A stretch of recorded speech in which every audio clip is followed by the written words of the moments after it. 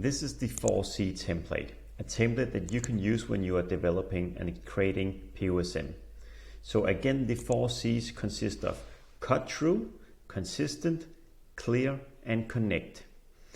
It might seem like a lot of information in one slide here, but it is actually very simple when you get down to it. The 4C template here is split into the on and off trade channels. So these are the questions you see here horizontally. And then you have the e-commerce channels down here. So again, when it comes to cut through, it's really about will it grab and hold people's attention and does it stand out in and beyond the category. Then you have like the question, you should answer yes or no, and then you can comment if you have any comments to it. So again, the 4C templates is something you're using when you have developed or created POSM. Can also be if you're evaluating an agency proposal, or if you're evaluating your competitors' POSM, or if you're creating a POSM catalog, etc., etc. So basically you can use this template when you're working with POSM. So this is really to try to get to an objectivity to ensure that the POSM that you have designed is something that will stand out and be consistent, clear, and connecting with the shoppers on the path to purchase. So let's deep dive into it. The first one, as mentioned, is the cut-through element. When it comes to the on and off trade channels, some of the first things when you see the POSM in front of you that you can ask is that does it get the attention via positive disruption and faces the shopper flow at the right point on the path to purchase? Then you can answer yes or no of the design that you see, and you can make a comment. Then, does it have stopping power at 3 meters by standing out, and holding power at 1 meter by being positively visually disruptive? If you have a POSM that's for a shelf or a fridge, you can ask, does it help navigate, browse the category? Yes, no, and of course the comment. We are still within the on and off trade channels, and then we go to the consistent bracket, which is, will people immediately link it to the brand? Some of the questions you should ask yourself here when creating POSM is it recognizable as the brand? Does it help create a brand world and not just a logo that's stuck everywhere? Is it consistent with the brand's iconography? Then we come to the clear criteria. Will people find it simple, easy to understand, and relevant? So the questions you should ask yourself here when developing POSM is it clean and simple? Is the message rooted in shopper insights? Is the message clear and quickly understood?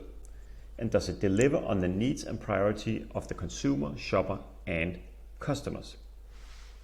Then when we come to the last criteria, or the last C, which is connect, will people feel good and emotionally connected and act upon it? So here you should ask yourself, does it emotionally connect and support building the brand storytelling? Does it overcome the target's barrier and spark real interest? Does it create urgency and inspire a call to action with closing power? Try, consume, buy, for instance. So those were the questions you should ask yourself when developing POSM for the on and off trade channels. If you're able to answer yes to most of these questions, you should have a pretty good POSM at hand. When it comes to the e-commerce channels, the questions actually differ a little bit, and that's why it's also important to have some questions you can ask when developing POSM for the e-commerce channels. The first questions you can ask within the cut-through is, does it include critical keywords to facilitate organic search and maximize results making? Does it effectively and efficiently leverage retailer search specs? Does it include clear and recognizable features to spark brand recognition? And is it making use of context relevant and attention grabbing creative? So those were the questions you should ask yourself for the cut-through criteria.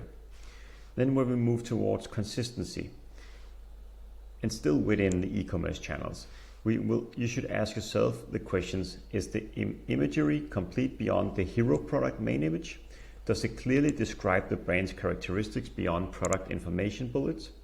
Is brand messaging consistent across touchpoint and formats? Then when it comes to the clear criteria, you should ask yourself the questions, is the creative placed in a context relevant to the shopper trip mission? Does it complement the basket of the shopper? Does it use short and simple language to describe key product benefits?